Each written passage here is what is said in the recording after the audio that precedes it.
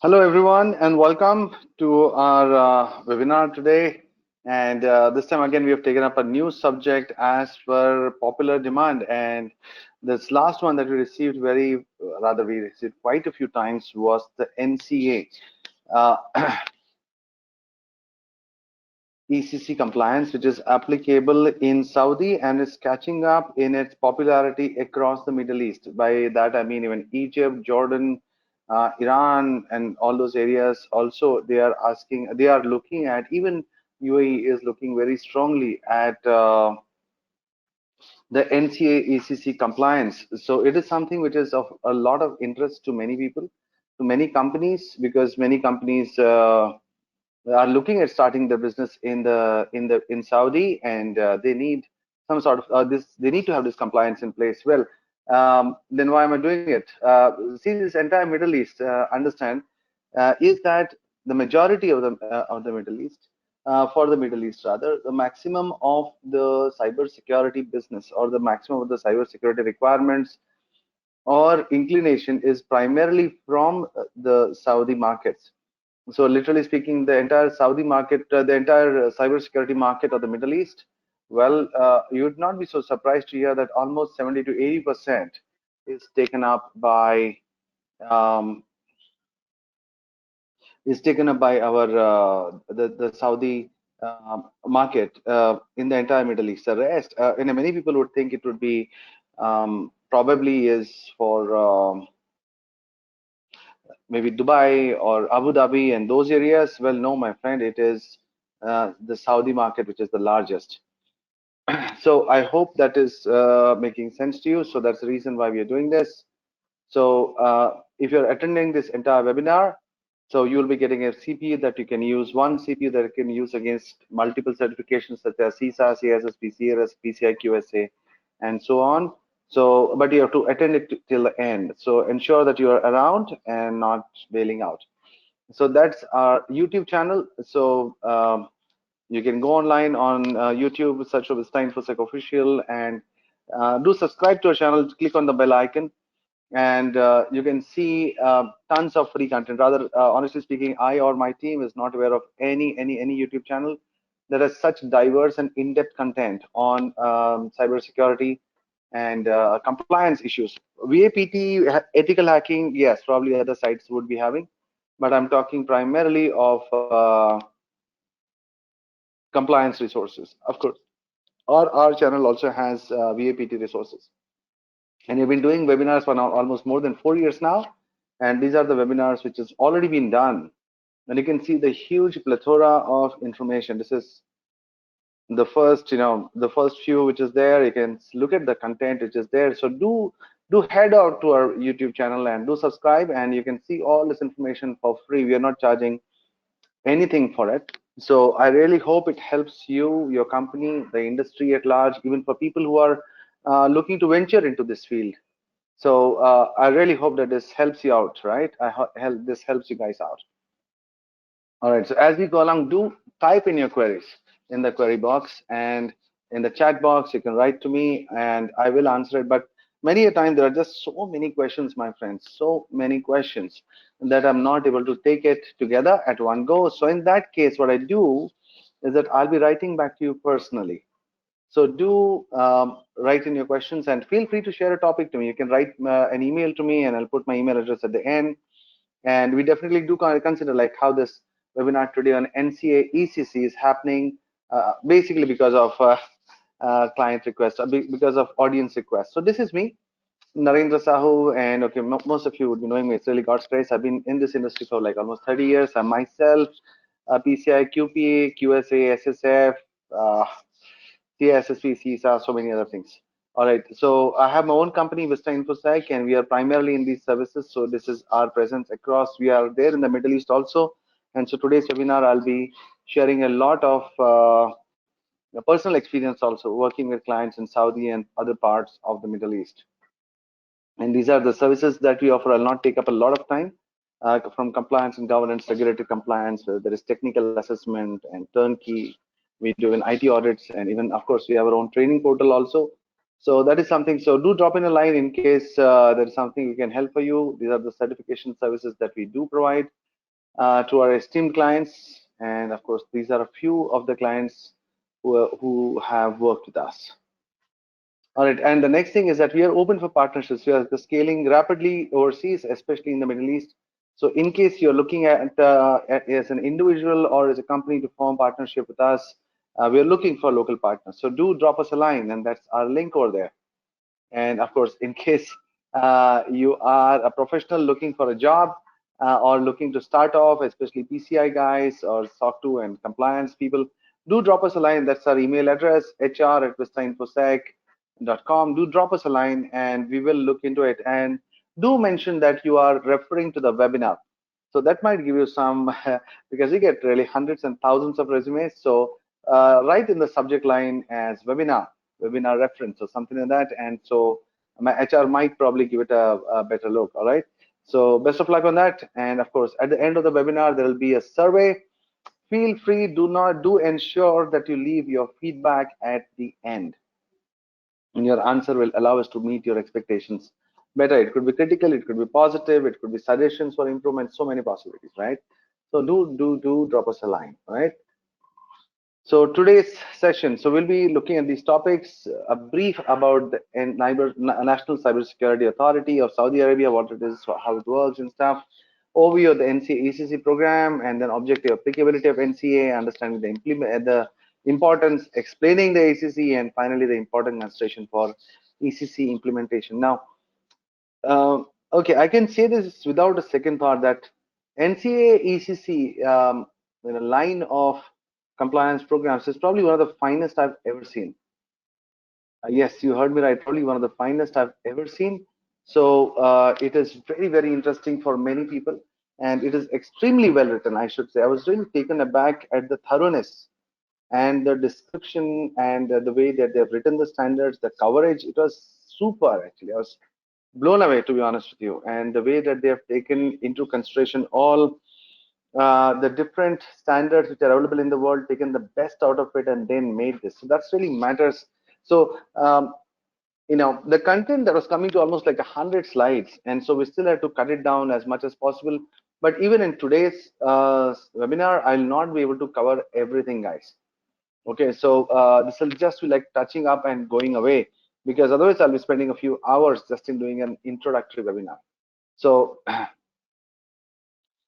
in Saudi, in the Kingdom of Saudi Arabia, they have a government authority in charge of cybersecurity programs, and they hold both the regulatory. They are a regulatory body related to cybersecurity, and it works very closely with the public-private entities. We have clients in the Middle East, in Saudi, where the NC has asked to come down for even looking into how the compliance is happening in those countries, in these companies, and what can be done better. So it's not really straightforward or simple, all right? So the NCA drafts a national strategy for cybersecurity and oversees the implementation of cybersecurity programs, frameworks, controls, and compliance. So they even look at the awareness, and they even look at tying up with similar agencies to get better participation or better insight or better content. So in the wake of the growing cybercrimes across the country, and this is so interesting, so admirable, right? Because cybercrimes are growing in almost all the countries in the Eastern Hemisphere, India included. And the focus of the Saudi government, phenomenal. I was just taken aback, honestly, I'm saying. And so this is the minimum. So in 2018, they came up with a minimum ECC, Essential Cybersecurity Controls, as a minimum cybersecurity requirements for organizations, right? So they're able to maintain compliance with cybersecurity initiatives. So it's a minimum cybersecurity requirement in the country for ensuring cybersecurity for sensitive government data and technology assets. It was based on industry best practice that aim to helping organizations build up a strong defense against cybersecurity risk, right? So but it's not just for sensitive government organizations or data, but all organizations within Saudi Arabia are encouraged to implement the ECC framework, right? So it's not just for the government agencies. Everybody is requested, or they are asked to do this. And it's really surprising. It's really nice, because they could have taken the easy way out, actually, and they could have simply said implement an ISO 27001 types. But those are extremely holistic, extremely I would say, outdated standard, and here we have a very nice standard, which is there, very, very pertinent, very precise.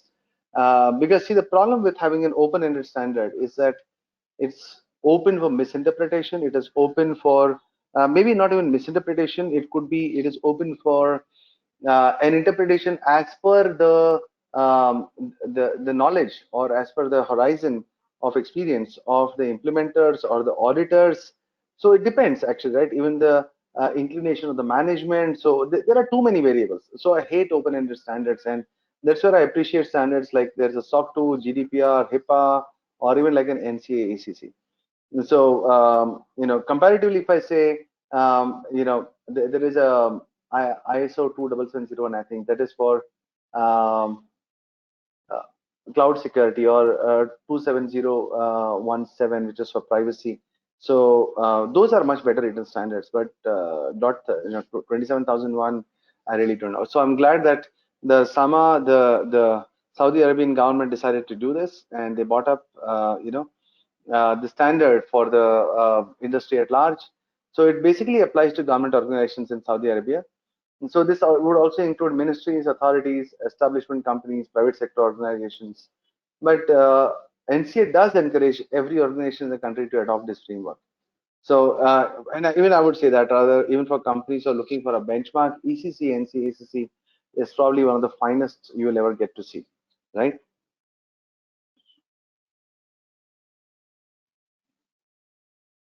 Okay, there is a nice question by Mr. Wazirani.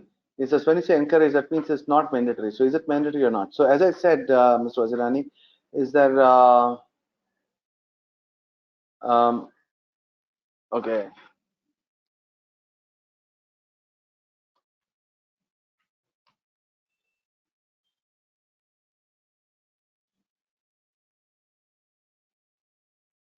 okay. So, so it is open, it is a mandate for government organizations, but it is not a mandate for the non-government organizations. So if you also look at it, um, you know, the government is a huge provider of data, or requirements from cybersecurity, or provision of employment to a larger to a large number of secondary and tertiary organizations, which are private organizations. So by definition, if a ministry or if a government body is coming under NCACC, they would not choose to work with a body which is not compliant to NCACC from the private sector. So that is something where the tentacles, if I can say that, or the reach of the standards starts increasing quite a bit, right? So I hope that that helps. Okay, now I hope that answers Mr. Wazirani. Okay, understanding the importance. So framework is based on industry leading practices, and believe me, guys, take my word for it. You can, of course, you can go online to the NCA site, and you can see it yourself. It is extremely, I believe they have taken a very good mixture of NIST cybersecurity requirements, maybe parts of SOC 2, maybe GDPR, so many standards that they have taken, and they have fine-tuned it and made it more relevant for the industry, for the government also. And so it helps organizations minimize the cybersecurity risks that may emerge or originate from internal or external. So it helps in protecting critical assets, information, and technology of an organization. So this is how it looks like. So overall, it looks at focuses on protecting the critical assets, information, technology, and of an organization, impacts the overall security and interest of people and government of Saudi Arabia. So that is the basic primary objective of this standard.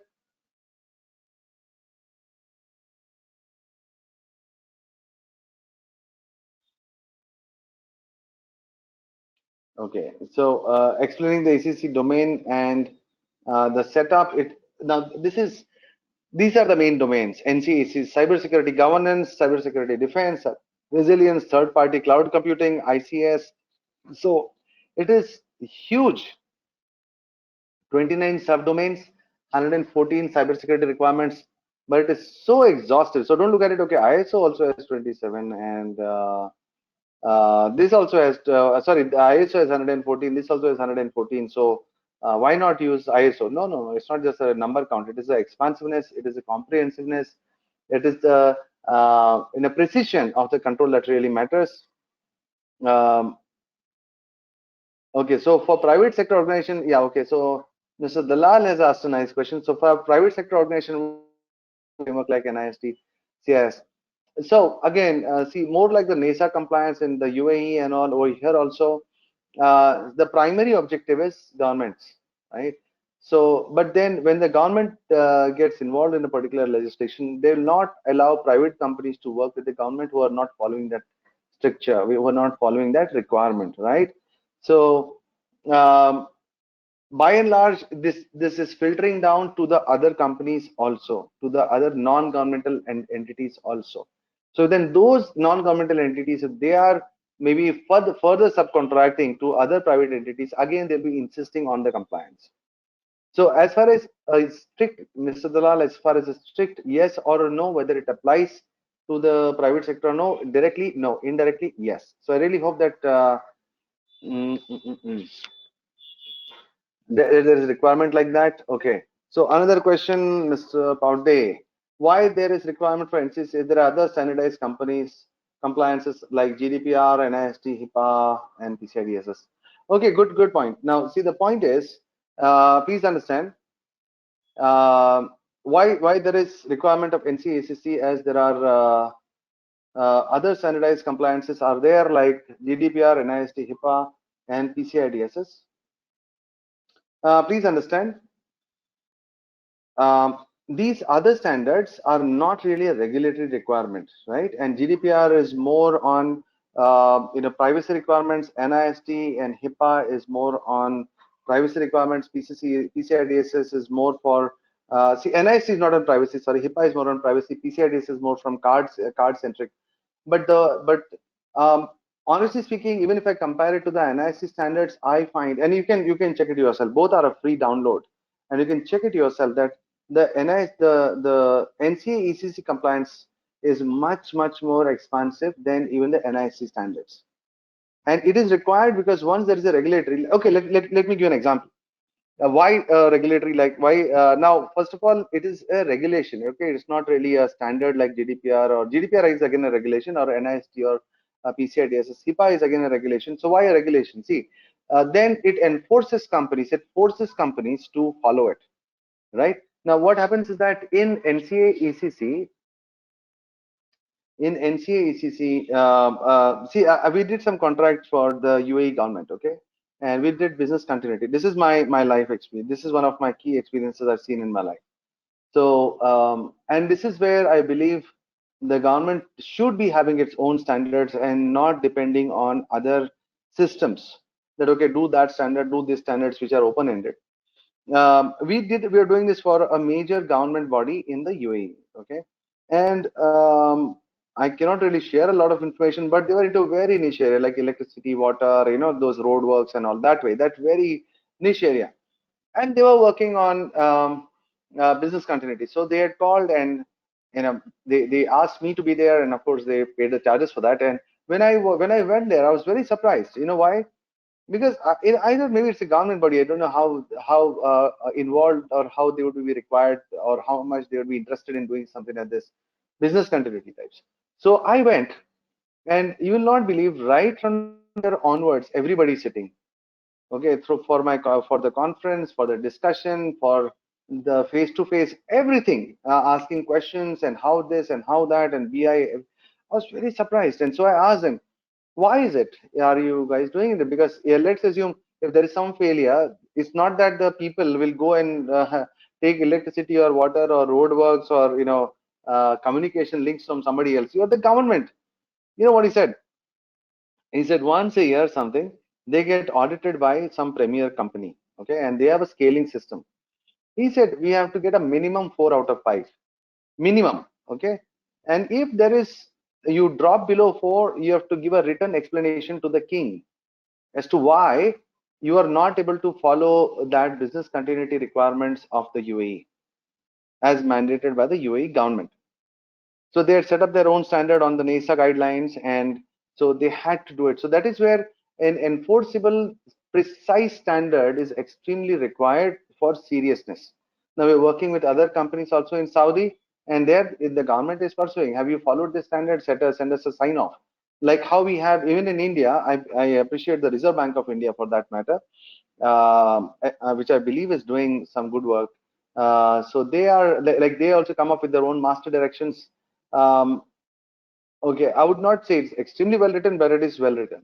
So in that case, there are so then they ask for it as to why have you not followed this, or why have you not looked at this area or that area, and they ask for a proper sign off from the various banks and financial institutions.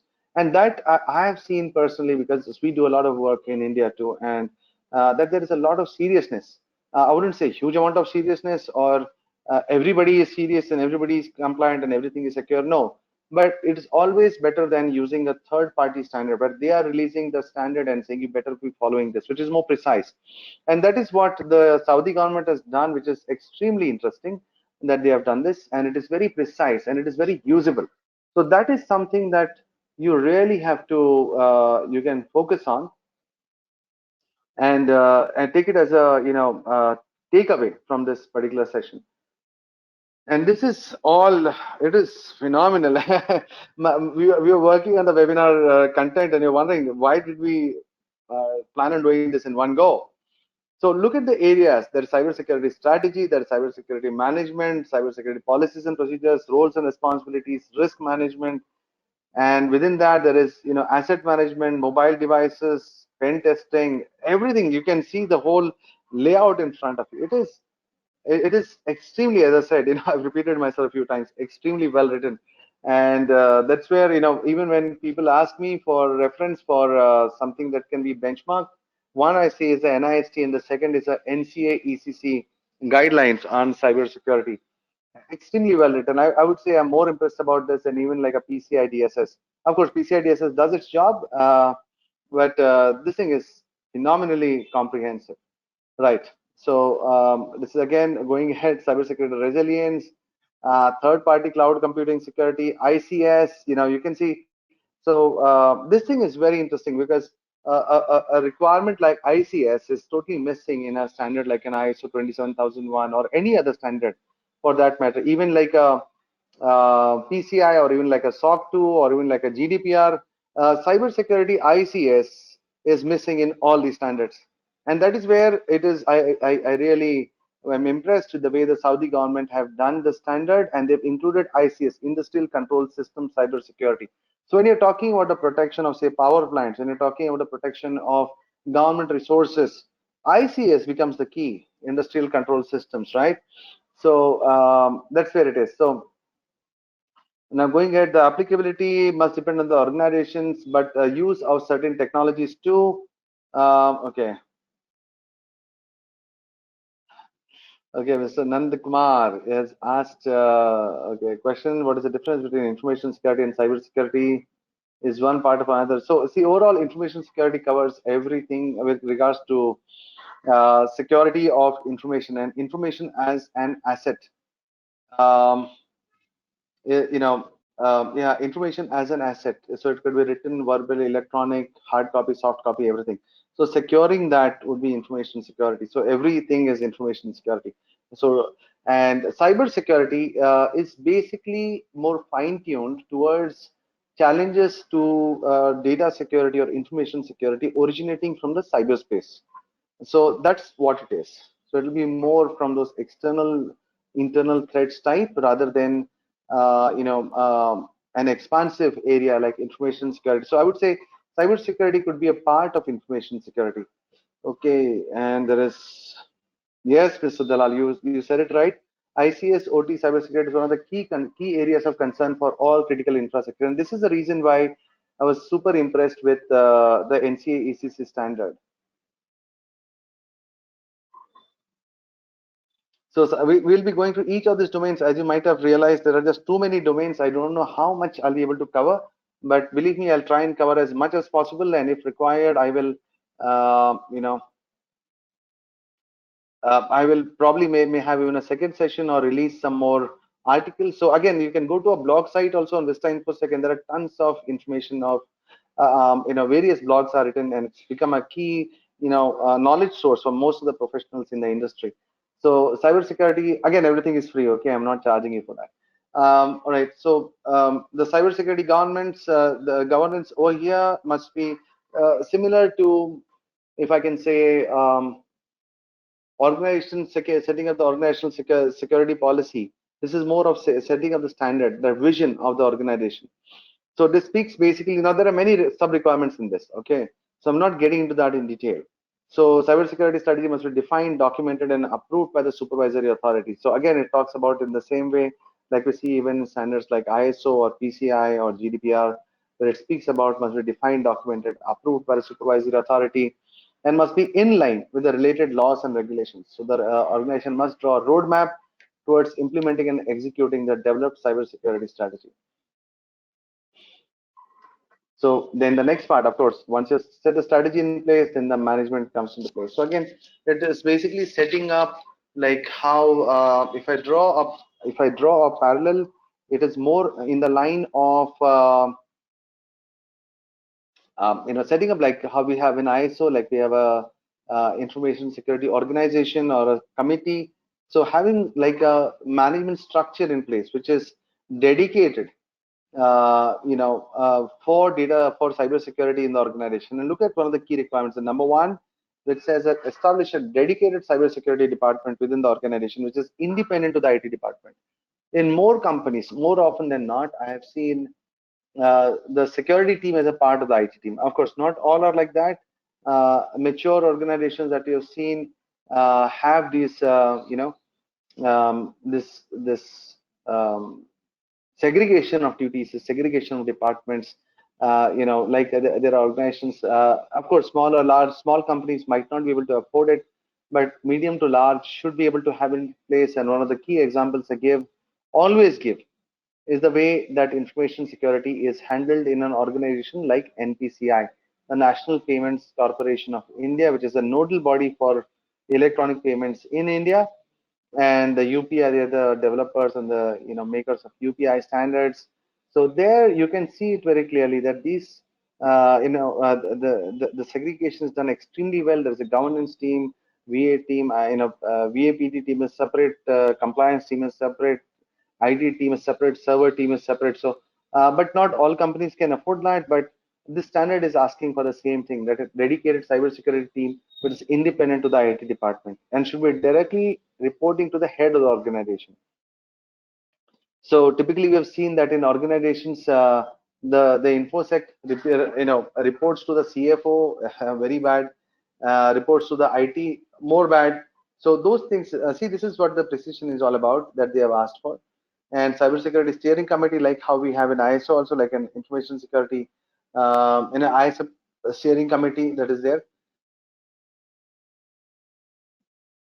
Now over here, look at the last statement. The committee must include the head of the cybersecurity function as one of its members. It is very, very interesting and should be there. Now the cybersecurity policies and procedure. This is again a very open-ended thing. Okay, so Mr. Dalal has asked for a nice question.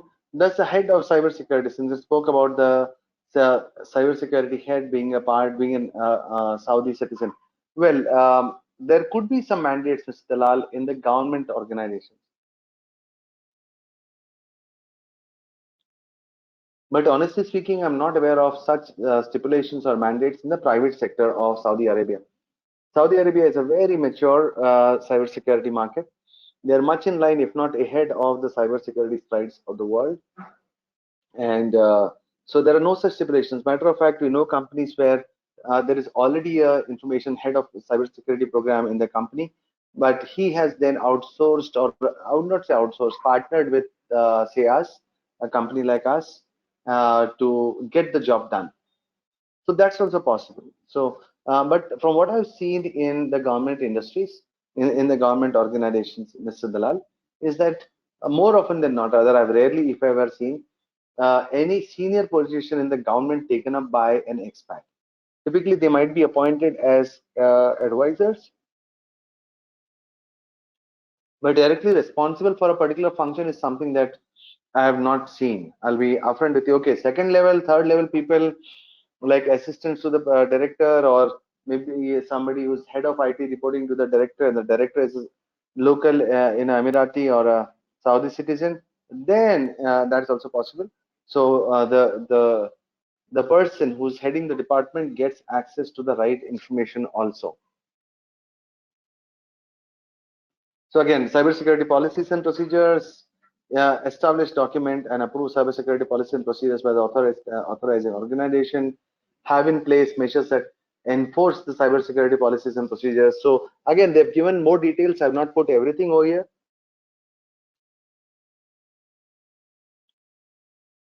For the sake of time, I haven't done that. But without this, it is there. The clarity of speech, the clarity of requirements is definitely there. Now, the roles and responsibility. As we saw earlier, the policies and procedures, before that we saw management, and before that we saw strategy. So we also see now establishing the right roles and responsibilities, so that the people are, not doing in a maker checker sort of a mistake, or there is no cross training happening. So, and there is no accountability. Those things have to be taken care of in cybersecurity roles and responsibilities. Then there is a risk management. Of course, you might say, which initiative is possible without a cybersecurity risk management program in place? It's really not possible, because that's the beginning of all such initiatives. So here they've written all cybersecurity risk, including technical and non-technical risk, must be identified. It should be implemented throughout the life cycle, including the early stages of technology projects, before making major changes to the technology, and at the planning phase of obtaining third-party services. So they are saying the sooner in your life cycle you do RA, risk assessment, the better it is for everyone, right? So right. So now it comes to information technology project management. Look at the expansiveness and look at the step-by-step way that they are doing. So here it's not saying that set up a cyber project team for cybersecurity. Of course, they need to have their own people for managing the projects. But here it says that the project management team should have an apt representation from the cybersecurity team also. And if I can go a step further, I can say that they need to even maybe get a sign off from the cybersecurity person before any and all sorts of changes like this are being done. So the project management team, they can work across department, across assets. So they are a key part of the technology of any or the technical risk of any industry. So this should be a part. So cybersecurity should be a part of the project lifecycle management.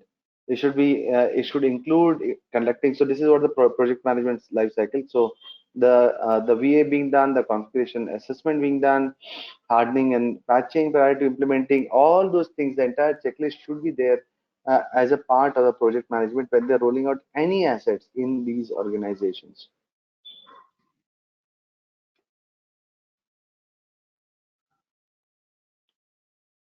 Okay. Compliance with cybersecurity laws, standards, and regulation. So that's what they are speaking about. Establish an all-inclusive, unified cybersecurity program. So that's in line with the cybersecurity laws and law standards and regulation. So there should be a comprehensive framework that includes in place compliance management process, procedures, defining of roles, responsibilities, reporting, compliance, checklists, everything for management of compliance on an ongoing basis. And more importantly, guys, more importantly, compliance with cyber security, policies, laws across the country and across the world. For example, just I think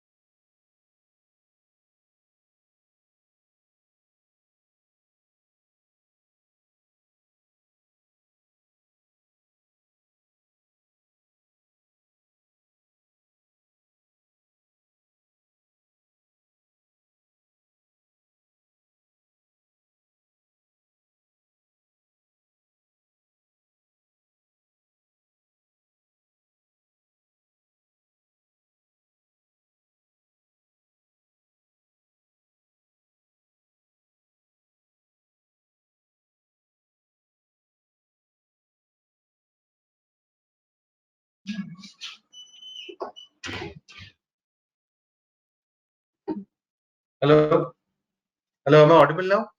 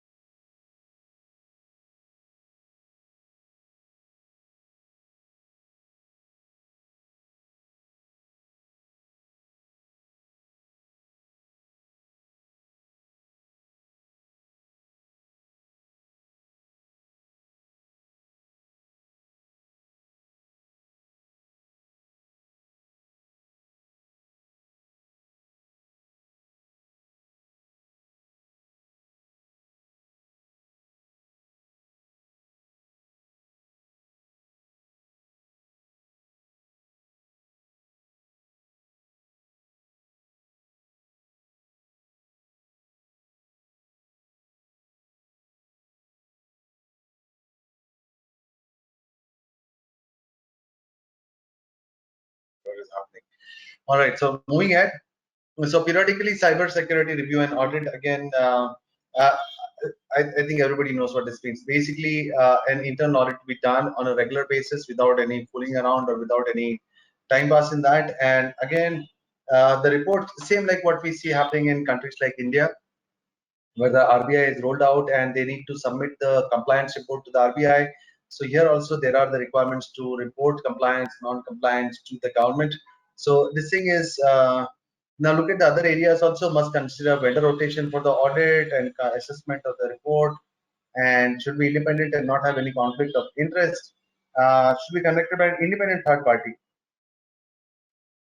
So these things are very precise that needs to be done. Now, cybersecurity and human resources security, as you would be aware.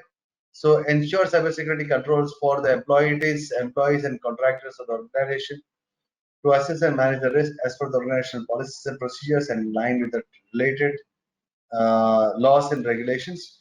So, cybersecurity again, it's a very important area of data security in any organization.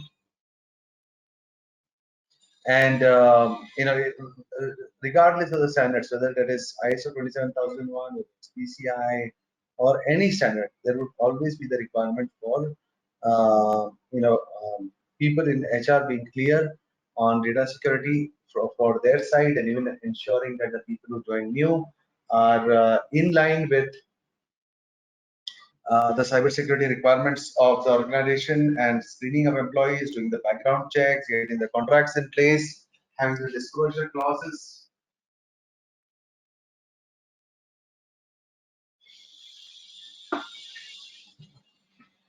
Everything should be well defined and in place. Now, cybersecurity awareness and training programs. This is required to be done at least once a year. Periodically says, but the requirement says at least once a year. And now it is required that all the employees, contractors, own the skills and credentials needed to accomplish the cybersecurity responsibilities.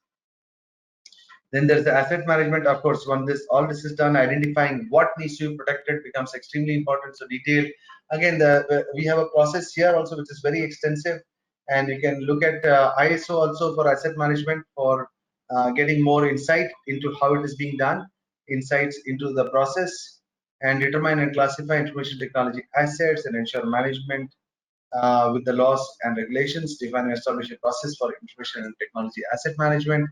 So periodically review the asset management process for ensuring cybersecurity. So asset management is there. There is this thing now. Now the fun starts. Please stay with me over here. The fun starts. Look at the terminologies that's being used, and that's what I really appreciated about the standard. The precision with which it is written. So identity and access management, direct, I have not seen any other regulation that speaks so clearly on this. Of course, there are touch points in PCI but otherwise I've not seen anything in any regulation per se. So identity and access management, two-factor authentication, need to know, least privilege, segregation of duties. There is a whole, it's not just about you saying that I will install a PIM and a PAM, privilege identity management and access management, account management and all, and I'm done. No, no, no.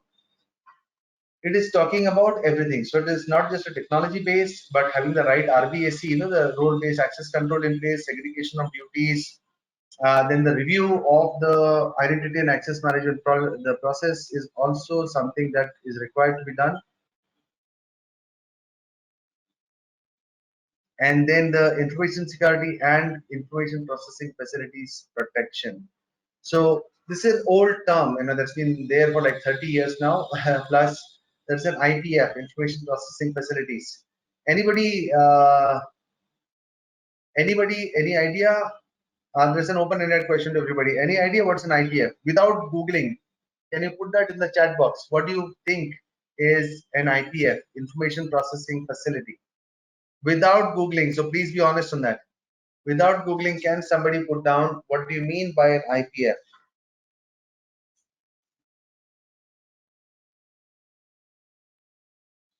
Come on, guys. Information processing facility. Any idea what does it mean?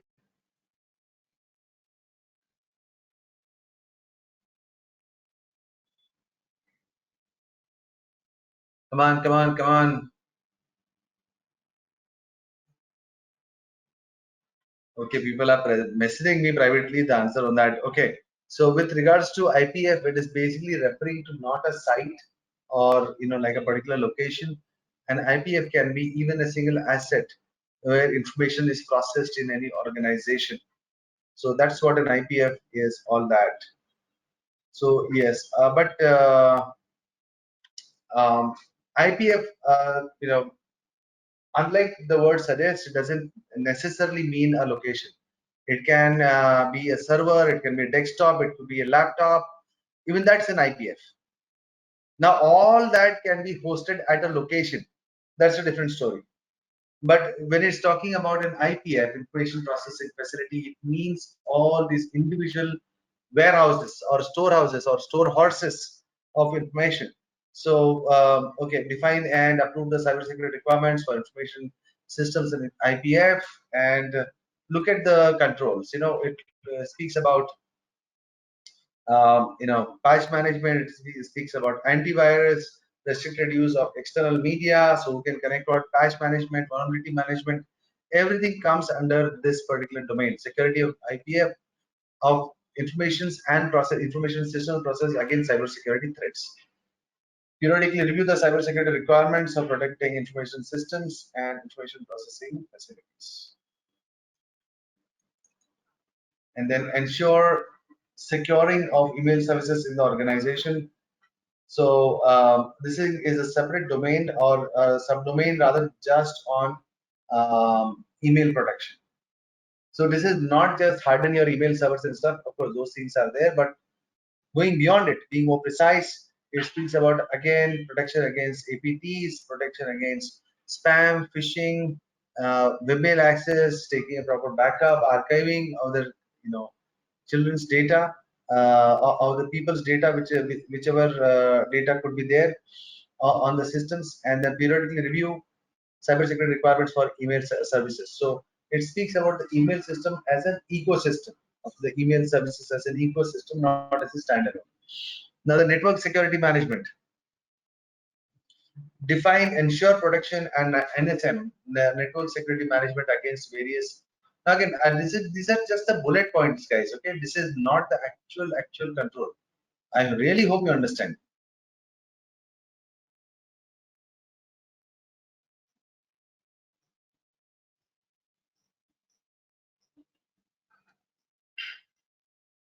Okay, define, establish, and document cybersecurity requirements for network security management, logical physical security, segregation, segmentation of networks, secure browsing, internet connectivity, secure access to storage, remote access to websites. Nowadays, in this, anyway, the technology has become complicated, but without, without COVID rather. And once COVID has come, there has been a lot of shakeups that has happened in the industry with regards to the way people and companies are working.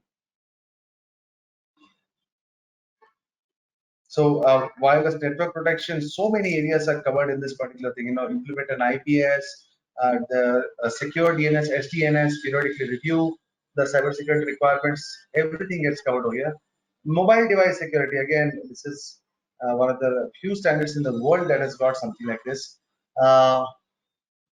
Bring your own device. So it speaks about whether you like it or not. People will be sitting at home doing, you know, uh, children would be sitting at home and they might be doing nonsense on your company laptop. So how would you protect those devices which are at your home, but might possibly be being accessed by somebody's children?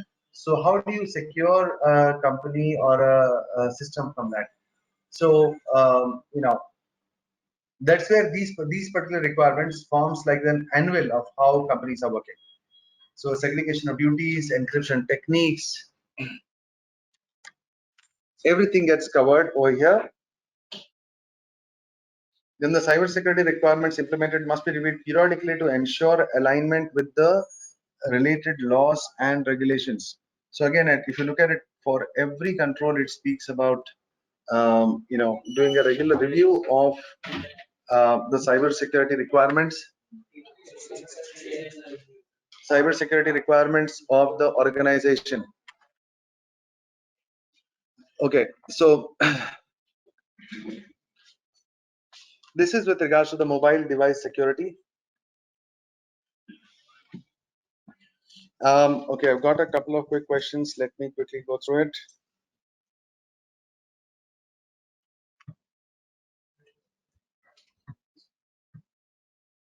Okay, next is data and information protection. And this might sound a bit open-ended, but the controls defined in this are extremely comprehensive. So I would again encourage every one of you to download the standard. It's a free download, and to go through it, and you'll learn and you'll understand what I'm talking about.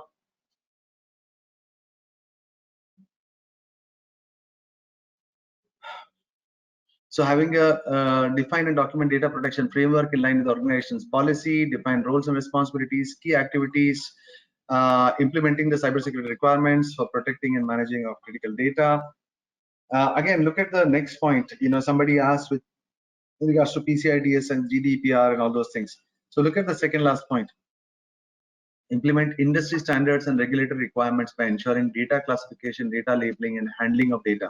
This can apply to more pertinently to sensitive data, like those which are getting classified under a PCI DSS payment data or personal data. And in this case, with regards to ministries, it could be very sensitive national secrets also. So in that case, how the data is classified, labeled, handled, and there are a lot of pointers on how you can do it also. So it is not just do this, do that, but how to do it is also very well defined in the NCA ECC. And look at the last point. You can see the common thread. Periodically review the cybersecurity requirements for protecting and handling card data information. Let me just take you back. For each of these subdomains, look at the last requirement. Periodically review for national security. Periodically review for alignment with related laws and regulations. Periodically review for cybersecurity requirements for email service. Periodically review for protecting information systems and IPF. Periodically review. So at the end of each, it speaks about ensuring and reviewing the requirements for each of these subdomains. Now, you might ask a very good question, and that is why for each domain are they doing it, and why not just at the end you put one subdomain about reviewing? Well, it's a good question, because what happens is that you can say that, okay, my asset management I'll review once a year, but maybe my cryptography I want to review every quarterly, because maybe we are involved in sensitive government payments and or maybe in military secrets, and I want to ensure that the cryptography cannot be broken or the keys are regularly rotated or securely disposed. So all those things are there. So ensuring and adopting the techniques for cryptography of protection of information and assets as per organization policy and in line with the related laws and regulations. So define and document cybersecurity requirements for adopting cybersecurity as cryptography techniques, detailed cryptography policy. Again, the entire domain is extremely well written. Cryptography techniques, regulatory limitations, secure management of the keys, and establish a process for encryption of data when in transit at rest. Again, and if you look at the last part, periodically review the requirements established for cryptography. Next, it's again beautifully written with regards to backup and recovery management. Now, backup and recovery means backup and recovery, okay, of your data. It is not speaking about data resilience. It's not speaking about your site resilience. Okay, it's not talking about the uptime of your servers and the disaster management and stuff. There's a separate domain for that. This domain is only speaking about how on what you're backing up, how is that being backed up, when is it being backed up, and how will it be retained, how long will it be retained. All those things comes over here under backup and recovery management. Okay, vulnerability management. Again, a very interesting requirement.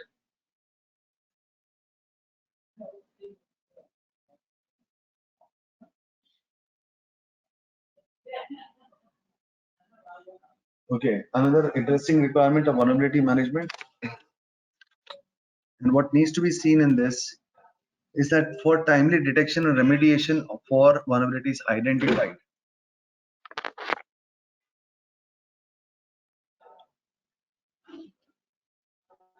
So define, document, and implement cybersecurity uh, requirements for vulnerability management, ensure periodic vulnerability assessment, security patch management is there in the organization, and then classification of vulnerabilities and implementing the remediations based on the risk levels is well defined over here. Then again, towards the end, periodic, now it is given some very good guidelines on how you identify what you mean by periodic, okay, and how the patch management should be happening.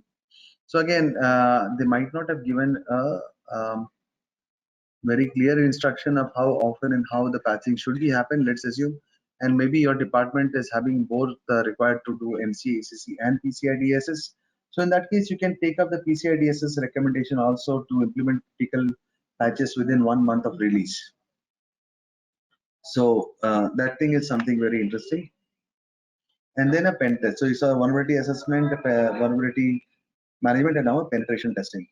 I honestly speaking, I don't know any other standard which has got a very clear requirement or a domain which speaks about just penetration testing. So vulnerability management, if you saw, this is beautifully written over here. It speaks about just a detection and the remediation. So it could be getting the feeds from the OEMs on the various patches that have to be released. And now in penetration testing, it speaks about evaluating as to how strong your defenses actually are.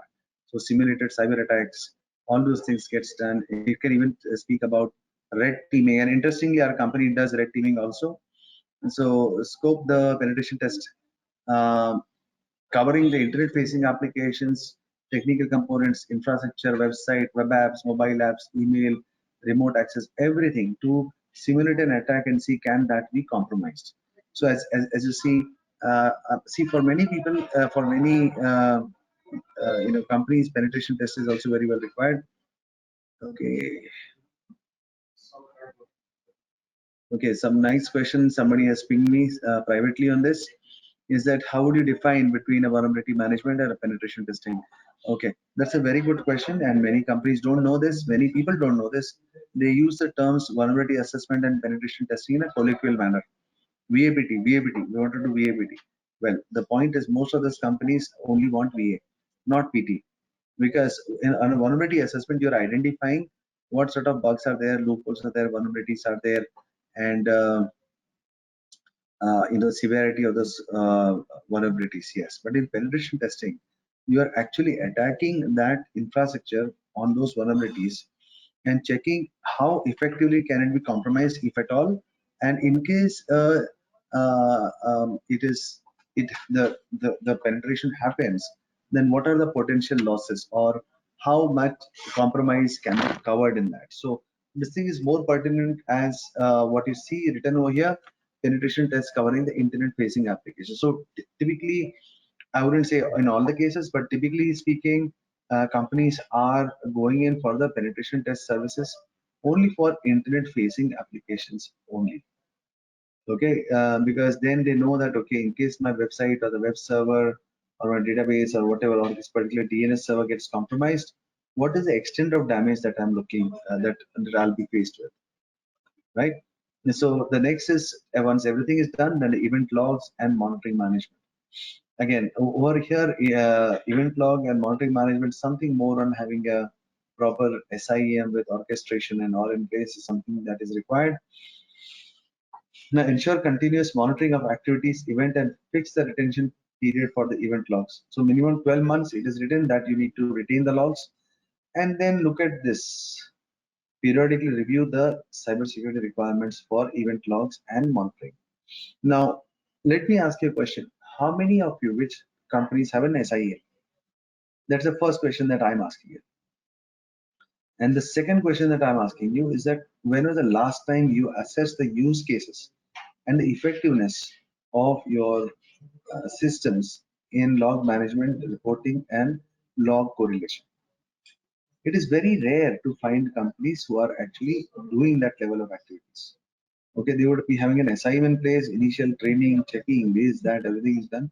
But over a period of time, as the company changes, the requirement changes, the laws that are implemented on the SIM, not laws, the use cases implemented on the SIM would get outdated. So you need to check on the latest happenings, check on what incidents have happened so far, check on the usability of the alerts being given, and then update it. So that's where SIM assessment becomes very important. And again, that's incidentally one of the services that our company provides. Okay, incident and threat management. In case something goes wrong on a cybersecurity front, then cybersecurity incident and threat management. So it includes everything: incident response plans, prior process for escalation, incident classification, reporting and process for incident notifications, threat intelligence, breach indicators, and then finally they're sharing the report with the NCA. Look at this. So after doing, in case there is a breach, you have to share the report with the NCA, National Cyber Security.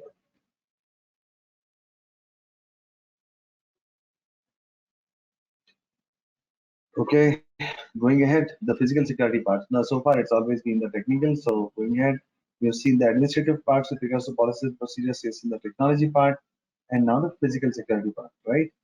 To implement cybersecurity requirements, measures including authorized access control, facility entry, exit, record, CCTV monitoring, secure destruction, reuse of physical assets. So basically speaking, all the physical access, physical security parts are over here, including in sensitive areas, setting up bollards so that nobody can ram their vehicles into their office buildings.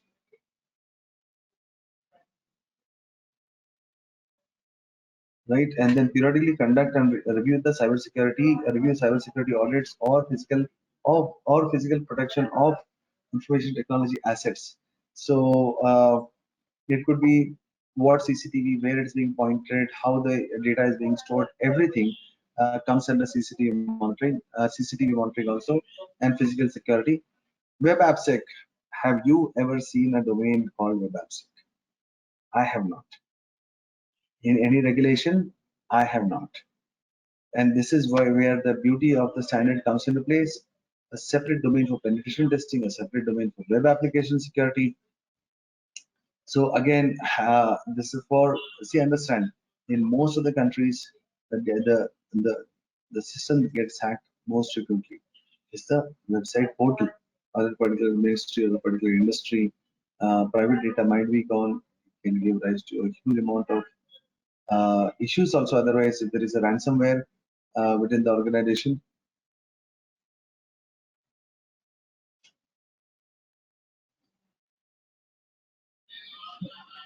So cybersecurity resilience aspects of business continuity management. This thing is something now it's getting down to um, Resilience would be uptime, resilience would be continuity. So define, establish, and document business continuity management programs for cybersecurity requirements, right? Then implement response plans for cybersecurity incidents that affect the business continuity. Develop and implement disaster recovery plans. Then periodically review cybersecurity implementation for business continuity management and to ensure its effectiveness. So this thing is all about disaster recovery and business continuity.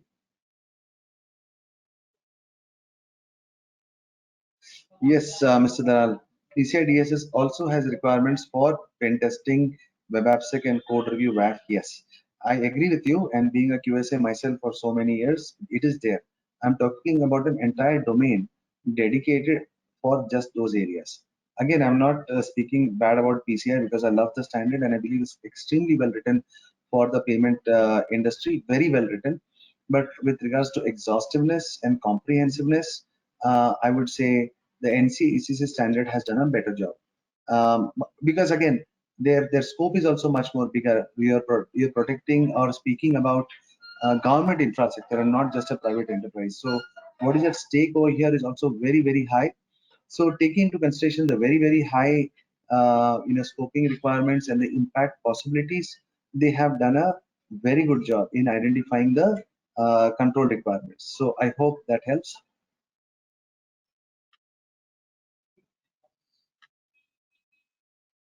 So coming to the next thing, and the third, look at this, even third-party cybersecurity, cloud computing, you name it, guys, you name it, it is there. If you want to see how a legislation has to be written for a country, head to nowhere else but the NCA ECC. I've become a fan of the standard actually. I couldn't believe it when I first saw the standard. It's so well written. Anyway, third party and cloud computing cybersecurity, define, document, and implement.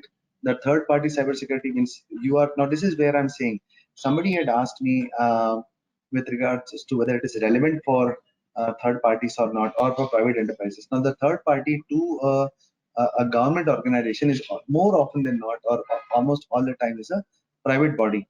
So those private bodies also, the very specific and the non-specific requirements are there now. So this domain is only for the third party security.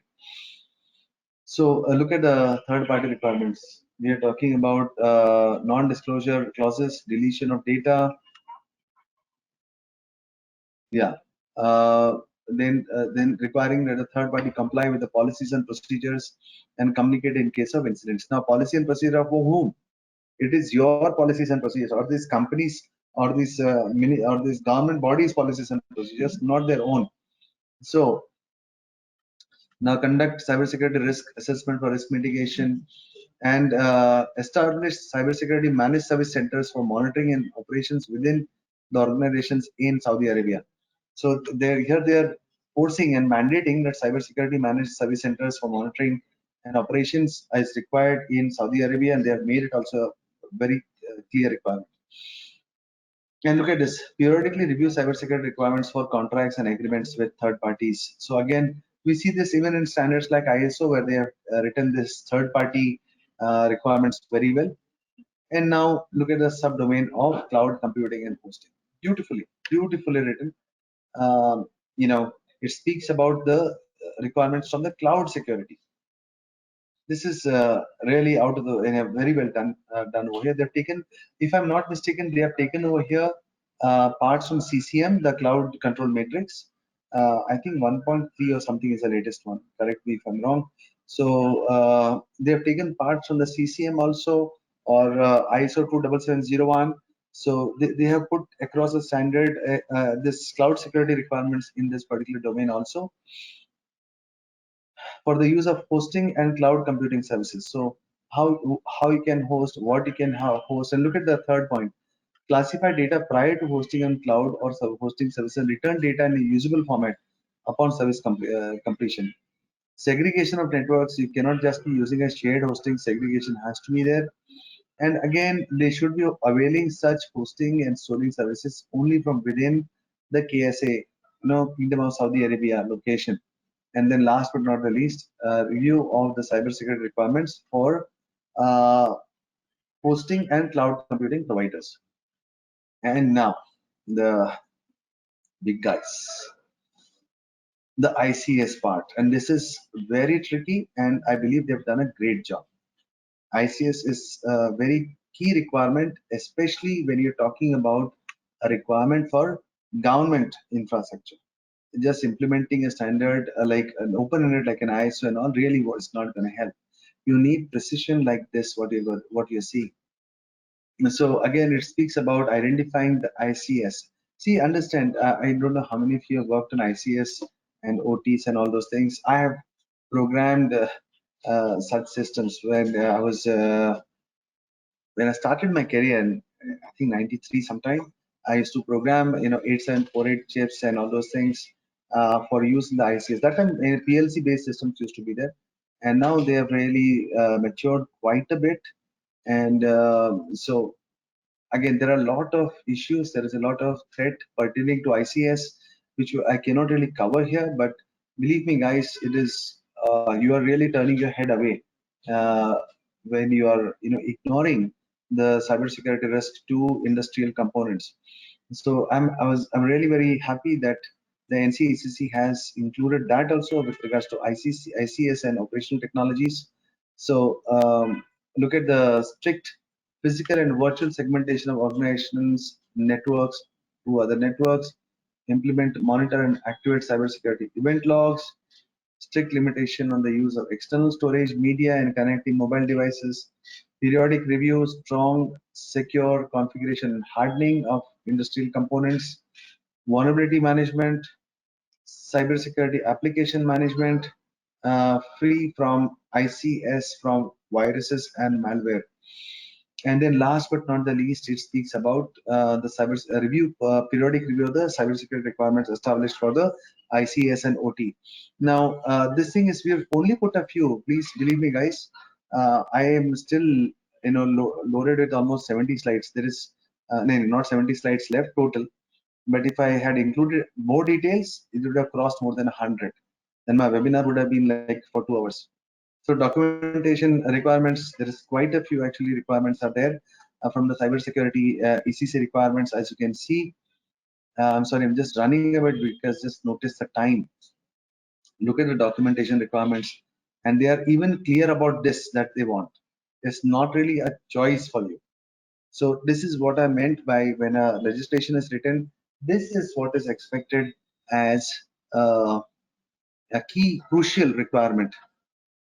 Look at the cybersecurity, look at the documentation requirements that you should be having in place. These are the minimal requirements, okay?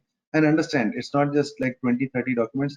It speaks about, if in all the parts, it speaks about policy, procedures, and processes. So just business continuity might have 10 documents. So it is not just one document each. It is in all these areas, it speaks about policy, procedures, and processes. So tier 1, tier 2, and tier 3 documents are required. So key takeaways. Number one, without a shadow of doubt, NCA ECC is quite challenging in the initial stage of implementation and even maintaining even after that. But the best way that we always say is to begin your journey, the detailed analysis of your current cybersecurity posture against the ECC framework. And then once you have the analysis and reports, you can work towards fixing the gaps. In case you are stuck, you can always give us a buzz. Our consultants are waiting. We can help you. And look at this. We also recommend a detailed gap assessment using the ECC assessment toolkit. Can you believe it? This assessment toolkit, guys, is provided by the government free of cost on their website. You have to do nothing. It's a free download. But of course, they say you must consult an expert for evaluating and implementing the controls deemed necessary. So they always are also saying third-party help or getting a third-party view is very, very important. Now, compliance with ECC should be supported by appropriate evidence, and then this is where and when experts are required to guide you through the process of compliance. Now, again, there are many compliant companies are there. I would always suggest you to go to a third party because it's extremely comprehensive. And understanding the language might be difficult if you do not have a background in a very strong background in cybersecurity, right? So we offer all these cybersecurity consulting services, and if you're looking for assistance, we are there with you. You can go to a blog site, and okay. So thank you again for sharing your valuable time on this. And gentle reminder for the survey at the end, please do share your valuable feedback. It's very, very important for us. We have an online YouTube channel, almost 1400 subscribers. That's almost a record now in the industry, comparing with our competitors, that is. For the number of subscribers, 1400, and the content is totally free. And we have our LinkedIn, again, regular content, at least 1 or 2 blogs, side blogs every week is what we put out. We have our own Facebook. Also, LinkedIn channel is there. And of course, these are our contact details. So I really hope you enjoyed, and thank you so much for your questions, your comments. It really livened up the whole program. I know I went somewhat overboard, but thank you again for still staying with me.